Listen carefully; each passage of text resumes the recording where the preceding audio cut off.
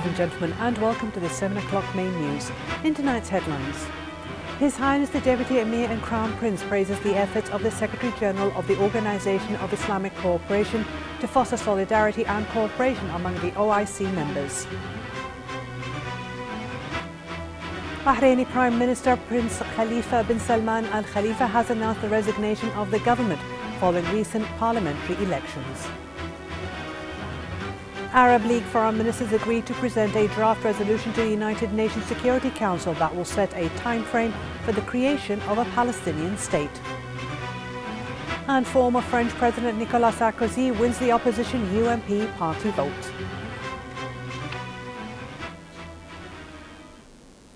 His Highness the Emir, Sheikh Sabah Al Ahmed Al Jaber Al Sabah, sent a cable of congratulations to His Excellency Elliot Belgrave, the Governor General of Barbados, on the occasion of his country's National Day.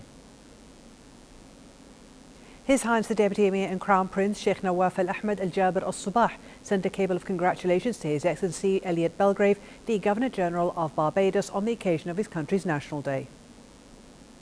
His Highness Sheikh Jaber Al Mbarak Al Hamad Al Sabah, the Prime Minister, also sent a similar cable of congratulations. His Highness the Deputy Emir and Crown Prince Sheikh Nawaf Al Ahmed Al Jaber Al Sabah received at Sif Palace this morning His Excellency the National Assembly Speaker Marzouk Ali Al Ghanem.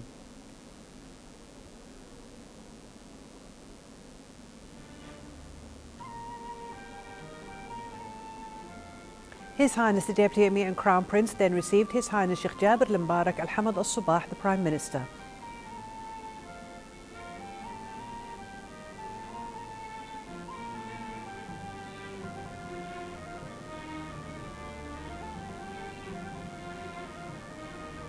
His Highness also received His Excellency the First Deputy Premier and Minister of Foreign Affairs Sheikh Sabah Al Khalid Al Hamad Al Sabah.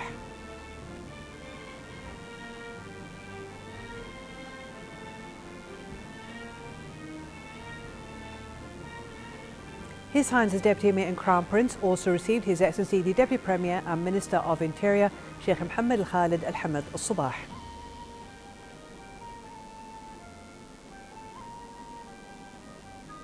His Highness the Deputy Emir and Crown Prince later received His Excellency the Deputy Premier and Minister of Defence Sheikh Khalid Al Jarrah Al Sabah.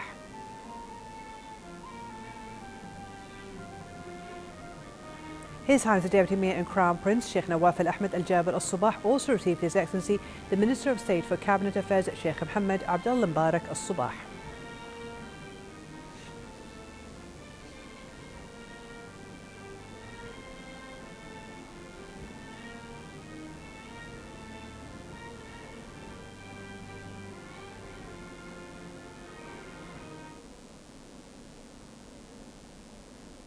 His Highness the Deputy Emir and Crown Prince Sheikh Nawaf Al Ahmed Al Jaber Al Sabah received at Sif Palace this morning His Excellency the First Deputy Premier and Minister of Foreign Affairs Sheikh Sabah Al Khalid Al Hamad Al Sabah, who was accompanied by the Secretary General of the Organization of Islamic Cooperation Mr. Iyad Amin Madani and his accompanying delegation. His Highness the Deputy Emir and Crown Prince praised the efforts being made by the Secretary General of the Organization of Islamic Cooperation to foster joint Islamic action and asserted that the Islamic path is the approach through moderation and tolerance and renouncing all kinds of extremism and terrorism which don't serve the Islamic faith. The meeting was attended by the Under-Secretary of His Highness the Crown Prince's Diwan for Protocol and Ceremonies Sheikh Mbarak Sabah Al Salim Luhmoud Sabah.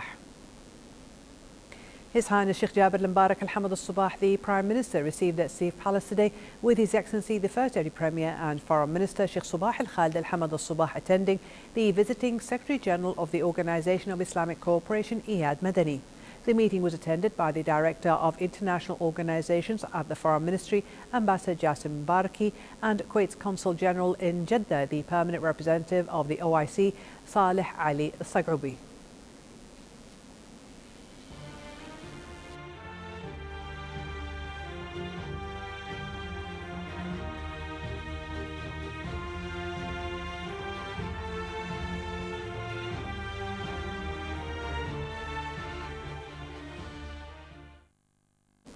His Highness Sheikh Jaber Al Mbarak Al Hamad Al Sabah, the Prime Minister, received at Sif Palace in the presence of His Excellency the Deputy Premier and Minister of Commerce and Industry Dr. Abdul Muhsin Mid'ij Al Mid'ij, His Excellency the Visiting Minister of Commerce and Industry in the Arab Republic of Egypt Mr. Munir Fakhri Abdul Noor.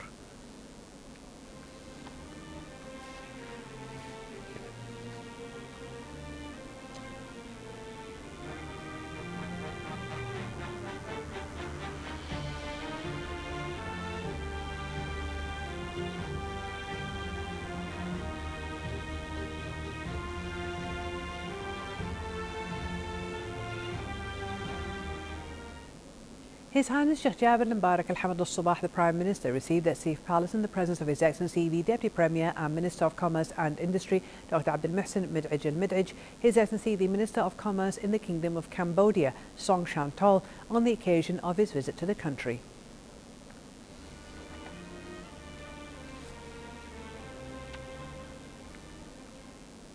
The Deputy Speaker of the National Assembly, Mbarak ibn al-Khreinig, left Kuwait at noon today, heading for a parliamentary delegation to the State of Qatar, where they will attend the 8th meeting of the Chairman and Speakers of the Legislative Councils in the Gulf Cooperation Council.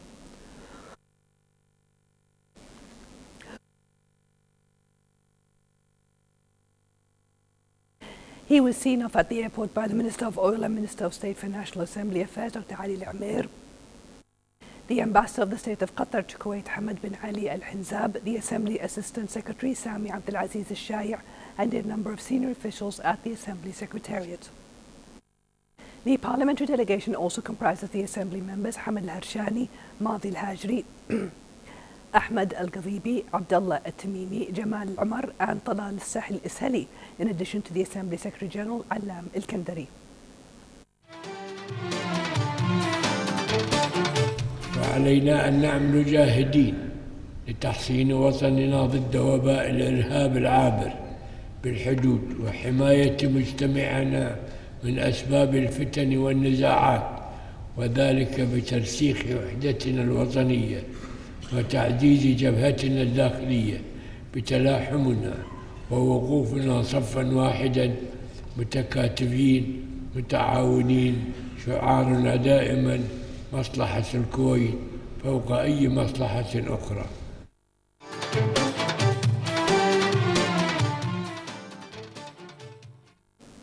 The First Deputy Premier and Minister of Foreign Affairs, Sheikh Subah Al Hamad Al Sabah, discussed with the Visiting Secretary General of the Organization of Islamic Cooperation, Iyad Madani, ways of boosting cooperation and solidarity among the OIC member states. The two sides also discussed the organization's programs and plans, as well as the preparations being made by the State of Kuwait to host the 42nd session of the Council of OIC Foreign Ministers next year.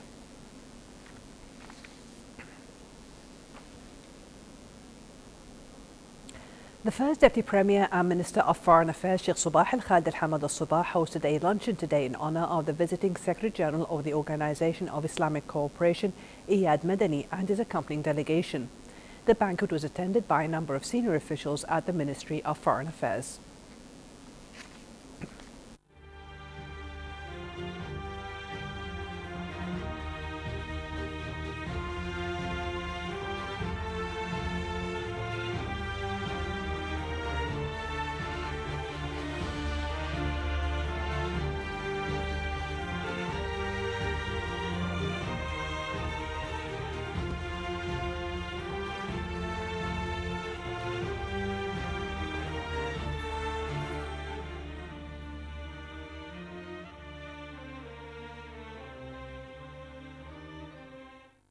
Bahrain's government resigned today, hours after the results of a quadrennial parliamentary elections were announced. Under Article 33 of the Constitution, the cabinet shall be reformed at the start of each legislative session of the parliament. Prime Minister Prince Khalifa bin Salman Al Khalifa announced the resignation of the government at its weekly session. Bahrainis elected the 40 lawmakers of the lower chamber of the bicameral parliament over two rounds on November 22nd and November 29th. The Council of Representatives will have 30 new members, including 3 women, a 75% change over the outgoing council. The first session of the Parliament is scheduled for December 14th.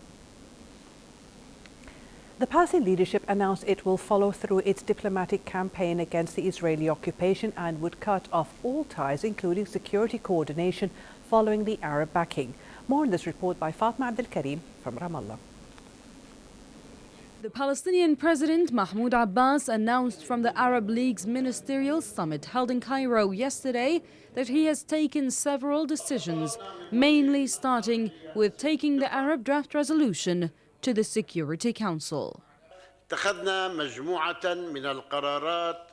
We have taken several decisions, including, and first most, heading to the Security Council, the Arab draft resolution that would anchor the establishment of the Palestinian state with East Jerusalem as its capital and puts a time frame for that. PLO Executive Committee said the Arab backing is also pushing the diplomatic plans further by calling for the convention of the Geneva Convention signatories next month after the Security Council move. The Palestinian leadership has submitted a request to convene the signatory state of the 4 Geneva Conventions. The meeting is expected mid-December, and it will affirm the joining of the Palestinian to the conventions. Those diplomatic steps might also be followed by cutting off all ties with the Israeli occupation, including the security coordination, according to President Abbas, who might also be going to the International Criminal Court sooner. However, there are still several tracks that could serve the Palestinian diplomatic goals, according to observers. The Palestinians are moving towards several tracks. The first one is towards the Security Council, but this is not enough because the Americans can veto this resolution. But also there is the General Assembly, and the Palestinians can move towards it in order to have a resolution that contain all the bases and foundations needed for any peaceful settlement with Israel. With the Arab backing, the Palestinian movement on the international arena seemed to be more swift, particularly as the Palestinian leadership considers to join more international conventions ahead of joining the International Criminal Court. Fatma Abdul Karim, Kuwait TV, Ramallah, Palestine. Hundreds of people gathered today in the center of Kobani to condemn an attack on the Syrian border town from Turkey. A Kurdish official said that the Islamic State or IS militants launched an attack on Saturday on the Turkey-Kobani border. The assault began when a suicide bomber driving an armored vehicle detonated his explosives on the border crossing. However, the attack claim was denied by Turkish authorities. Egyptian police have used water cannon and tear gas to disperse several thousand demonstrators in Cairo who have been protesting a court's ruling to dismiss a case against former President Hosni Mubarak over the killing of protesters during the 2011 uprising against him. One person was killed following clashes between Egyptian police and protesters in Cairo, bringing the total death toll to 2 since clashes erupted on Saturday. 9 people were injured in the violence which occurred in Cairo's Abd al-Menem Riyad Square near the iconic Tahrir Square. Earlier, a court had thrown out murder charges against Mubarak and acquitted his police commanders of involvement in the deaths of protesters during the early 2011 revolt. About 400 people have been killed in 6 weeks of heavy fighting between Libyan pro-government forces and militants in Libya's second largest city, Benghazi. In the past 3 weeks, the fighting has centered around Benghazi's commercial port, where pro-government forces say militants are holed up. The port has had to close, disrupting food supplies to the city. The country has been witnessing numerous clashes between government forces and rival militia groups that refuse to lay down arms. The groups are now turning their guns on each other in an attempt to dominate politics and the country's vast oil resources. Western powers and Libya's neighbours fear the conflict is dragging the major oil producer towards civil war. Kabul's police chief has resigned following a surge in attacks by Afghan militants on foreigners in the city over the past 2 weeks. The spokesman of General Zahir said the general gave no reason for his resignation. The latest Taliban attack on a guest house used by aid workers on Saturday killed 3 South Africans and an Afghan. Meanwhile, President Ashraf Ghani, who vowed to bring peace to the country, is due to make a televised address later today. Former French President Nicolas Sarkozy yesterday won the leadership of his right-wing EU MP, placing him firmly on the starting blocks in his race back to the presidential palace. Sarkozy has vowed to reunite the union for a popular movement from a position seen as a key springboard back into office. He was under pressure to win by a wide margin and hoped to get more than 70% to keep his re-election hopes alive. Commentators described his margin of victory as disappointing for someone hoping to topple the unpopular socialist president François Hollande in the 2017 elections. The Kuwait Stock Exchange closed today's session with the benchmark plummeting to the level of 6,752 points, much lower than the long-held 7,000 points. The price index continued to drop, shedding up to 233.8 points. The weighted index lost 8.98 points and the Kuwait 50 index fell by 16.1 points. The number of trades amounted to 3,989 transactions worth 26.8 million Kuwaiti dinars, with 176.6 million shares changing hands. The Embassy of the Republic of Korea recently hosted a gathering inviting the local community to learn about the popular Korean Thanksgiving holiday. The event included traditional food as well as an informative video that helped participants understand the origins and traditions of this beloved Korean holiday. Badriya Saleh brings us the story. The Embassy of the Republic of Korea recently hosted a cultural open house inviting the local community to join in the celebration of Chuseok, lovingly known as Korean Thanksgiving.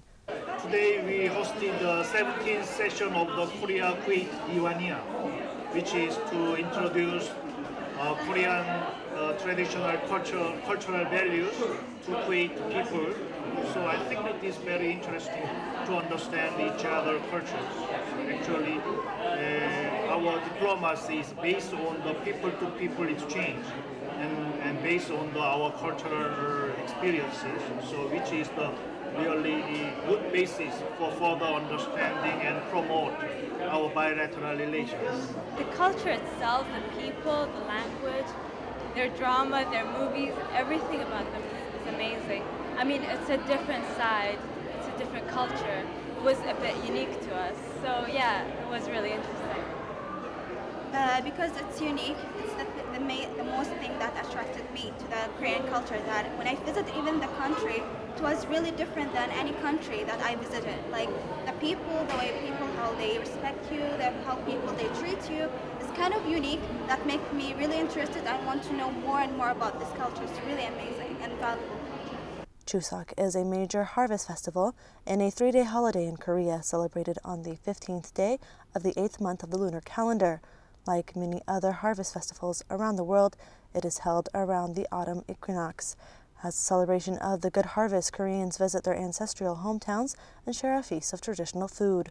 On Chuseok, there is a mass exodus of South Koreans from large cities as they return to their hometowns to pay respects to the spirits of their ancestors. The embassy has planned a series of different activities to share Korean culture and tradition with the local community. The activities coincide with the recently established Kuwait Korea Duwania, a group that hosts cultural events and educational activities to share and jointly enjoy Korean culture even while abroad. At the Embassy of Korea in Mishrif, I'm Badriya Saleh reporting for the English News. For a chance to see our reports again, please visit our YouTube channel at MOI Kuwait News. And to recap tonight's news, here are the headlines once again. His Highness the Deputy Emir and Crown Prince praises the efforts of the Secretary General of the Organization of Islamic Cooperation to foster solidarity and cooperation among the OIC members.